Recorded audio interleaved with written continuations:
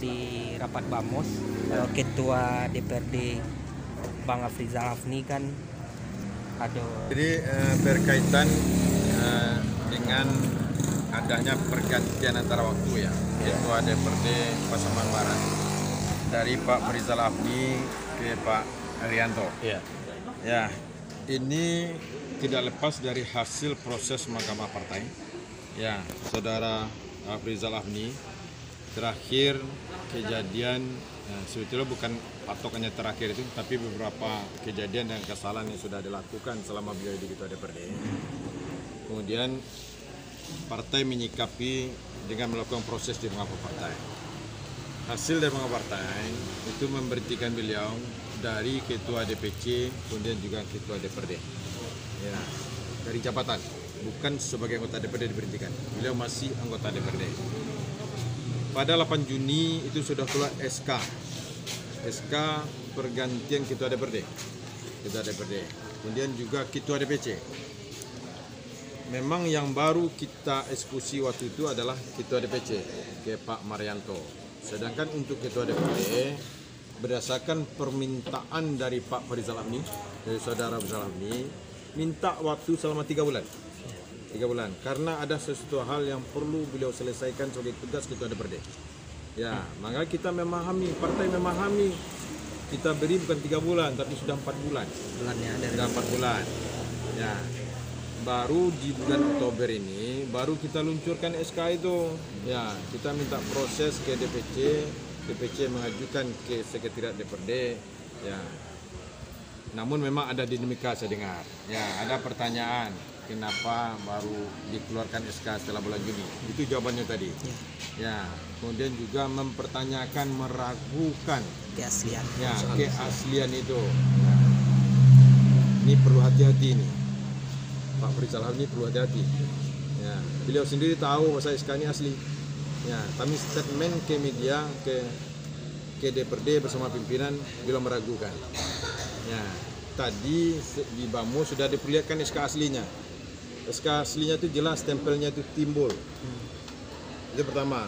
Yang kedua, itu sudah ada surat dari DPC Pak Marianto, kemudian juga ditangani oleh Sekretaris DPC. Sudah pengurus partai kabupaten yang mengantar ke DPRD. Ya. Dari mana keraguannya lagi? DPC itu perpanjangan tangan DPD, DPD itu perpanjangan tangan DPP. Andai ada yang meragukan, atau Saudara Afrizal Hafni meragukan, silahkan pertanyakan ke DPP. Ya. Sejauh ini ada nggak dipertanyakan? Belum. Cuman statement dan berita sampai ke kami dia meragukan. Kemudian silahkan bikin surat tertulis. Atau tidak mempercayai, itu sama aja pengingkaran perlawanan ke partai. Ya. Kalau melakukan perlawanan ke partai sesuai dengan ADRT ada konsekuensi. Itu sanksinya berupa apa gitu Pak? Kalau melawan ADRT partai? Soal sanksi nanti di Mahkamah Partai.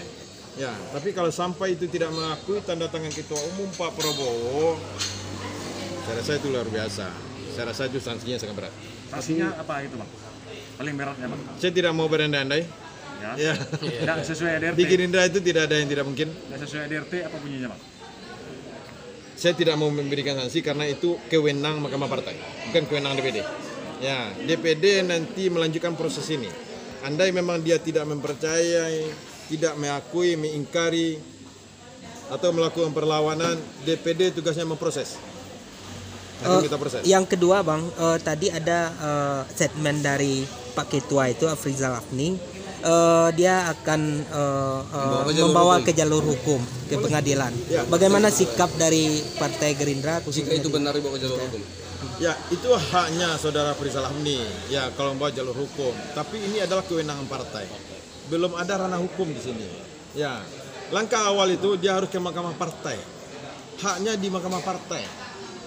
Nah, silakan dia mengajukan keberatan atau semacam surat apalah namanya, mempertanyakan ke Mahkamah Partai.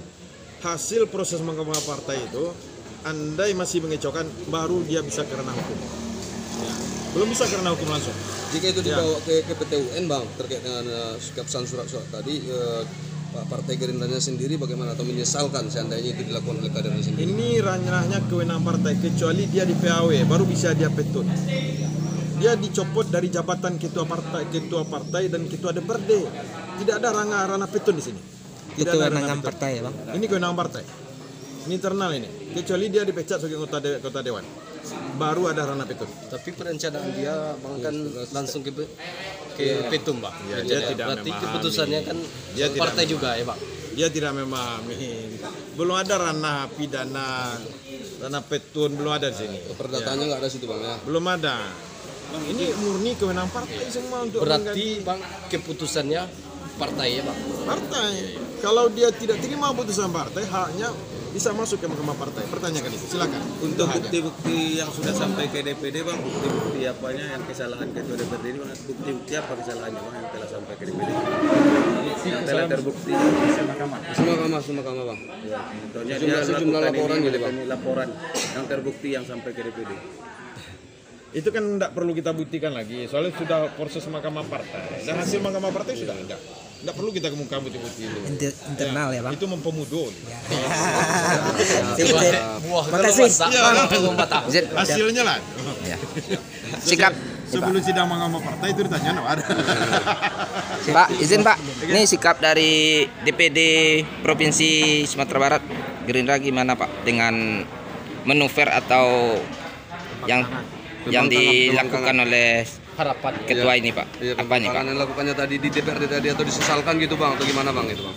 Ya sekali lagi, saya menghargai hak semua kader Gerindra, ya termasuk saudara Farizal Afni, ya dalam mempertanyakan surat itu, ya. Tapi tentu ada langkah-langkah yang lebih baik dia lakukan. Ya, tidak membuat statement yang tidak bagus di lembaga terhormat yang mengatakan dia meragukan surat itu. Ini ada permainan segala macam. Itu kan tidak baik. Seharusnya dia menempuh jalur yang semestinya.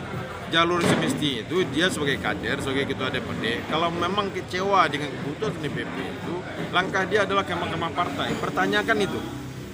Ya.